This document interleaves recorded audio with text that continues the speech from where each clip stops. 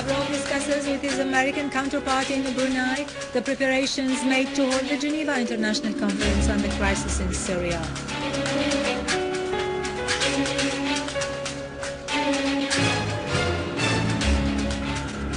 Syrian Arab Army troops continue their national tasks in eliminating terrorists in various areas.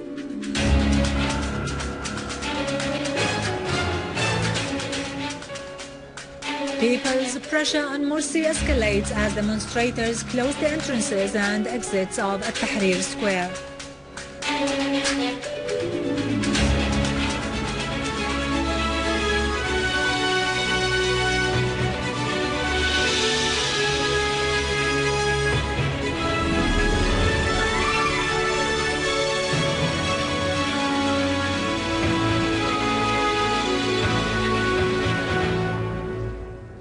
Good afternoon, ladies and gentlemen, and welcome to our news for today. Russian Foreign Minister Sergei Lavrov today discussed with his American counterpart John Kerry the preparations made for the convention of an international conference on Syria in Geneva, in addition to bilateral relations. In statements to the press on the sideline of their participation in Southeast Asian States Association, ASEAN in Brunei, Lavrov stressed that the U.S. admits that the key to an international conference on Syria is to combine and unify the Syrian opposition. Lavrov added that Russia's partners in Washington also admit that the Syrian opposition unification should be made on the basis of the Geneva Statement issued on June the 30th last year.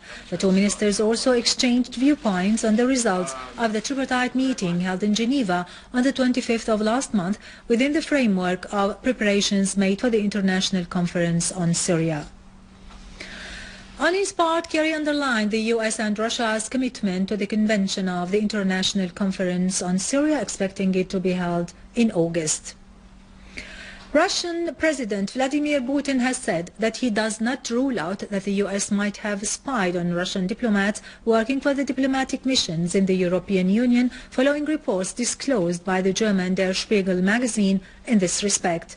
In statements to the press, Putin said such reports do not include information on espionage attempts against the Russian missions in the USA, adding that allies spy on one another and this has not to do with his country only. This has followed by the request by the majority of European countries to offer justifications for U.S. attempts to spy on European missions and officials' phone lines in Washington.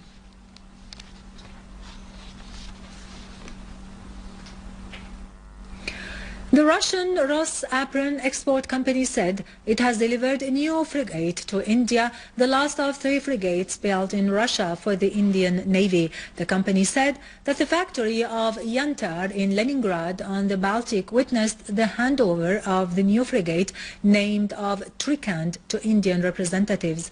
In 2006, Russia and India have signed a $1.6 billion contract concerning this request.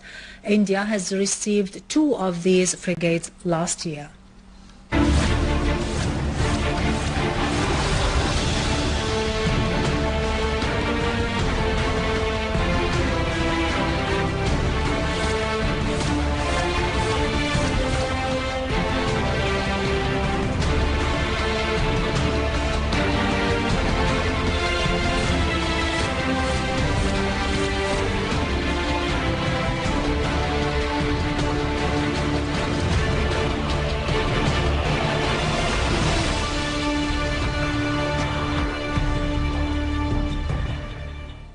Welcome back. Our armed forces have targeted a procession of terrorist vehicles that were heading from Da'il in the direction of Tafas in Daraa suburbs, destroying 4 cars and killing the armed men inside. The other cars were also destroyed when the terrorists tried to rescue the wounded.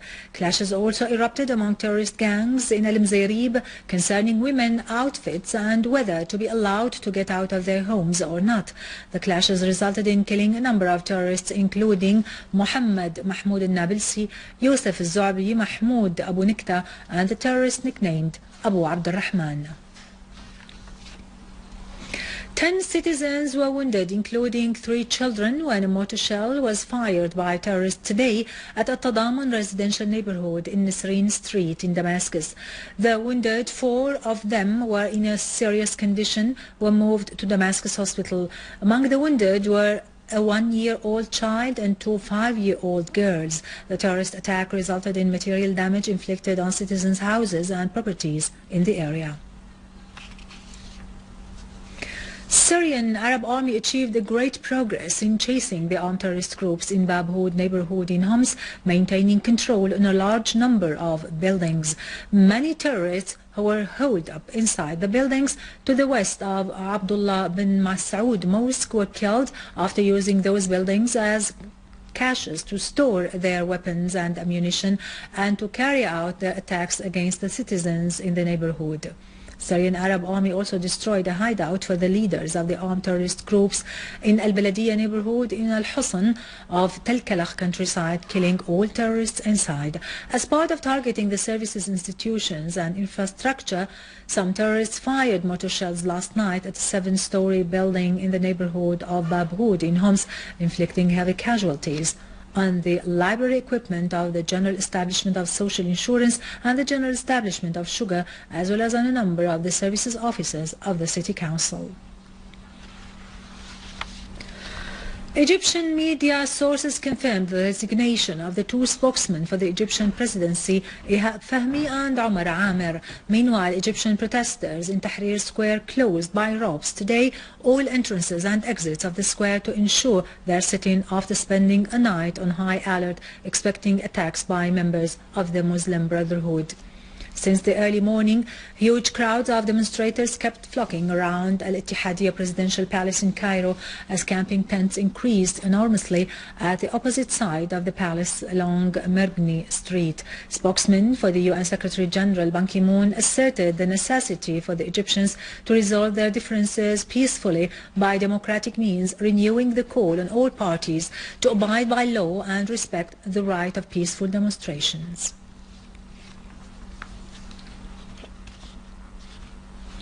Calm is restored today in Tripoli in northern Lebanon following fire shooting and the spread of armed men yesterday, which killed 1 Lebanese citizen and injured several others. Shops were burned down in Karm al-Qulla. The Lebanese army patrolled Tripoli streets, setting up barricades in the city's squares and roads.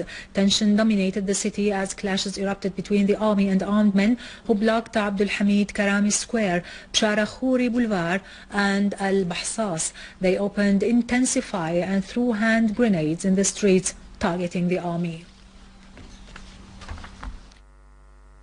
With this, we end our news for today. Thank you for watching. For more details about Syria and the region and to view this bulletin again, you can always visit our website in English, syriaonline.sy. Now to latest business and market news with Nariman Qassam after a short break.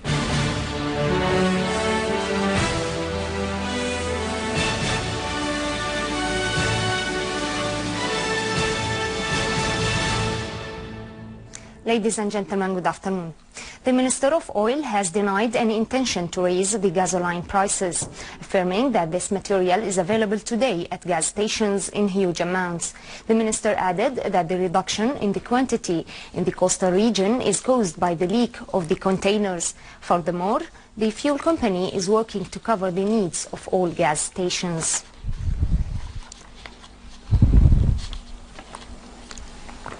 Deputy Minister of Trade has expected the establishment of foreign trade to start importing basic needs in the near future.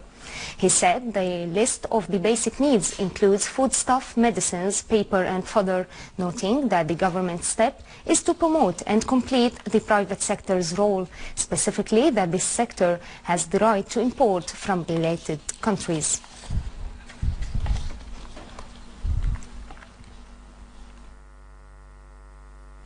The Brent crude rose over $103 per barrel, continuing its gains for the second session due to fears of stopping supplies from the Middle East and Africa, while oil production declined in Libya after protesters closed several oil fields, which raised concerns about the oil exports from the Middle East.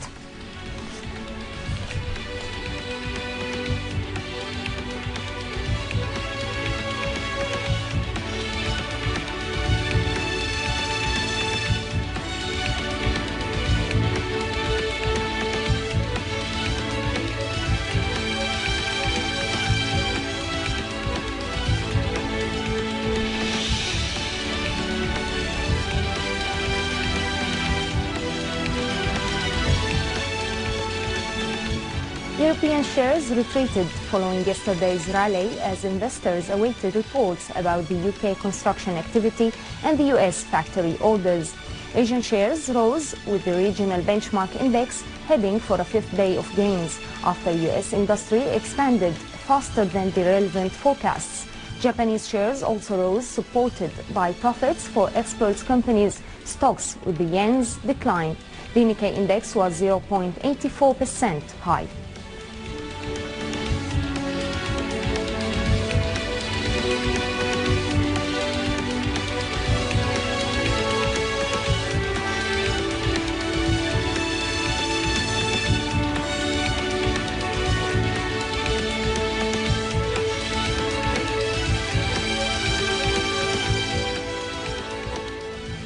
The US dollar climbed to the highest level in almost a month against the yen, as gains of improvement in the US economy buoyed speculations that the Federal Reserve may soon start scaling back the asset purchases.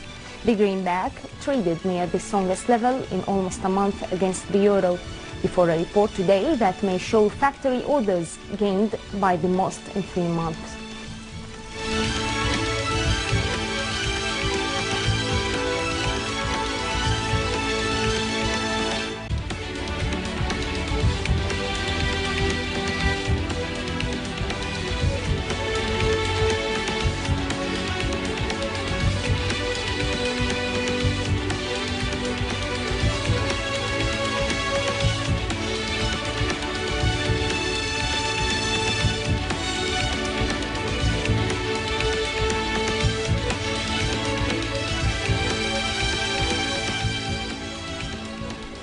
Ladies and gentlemen, this was our economic news for today. Thank you for watching. Goodbye.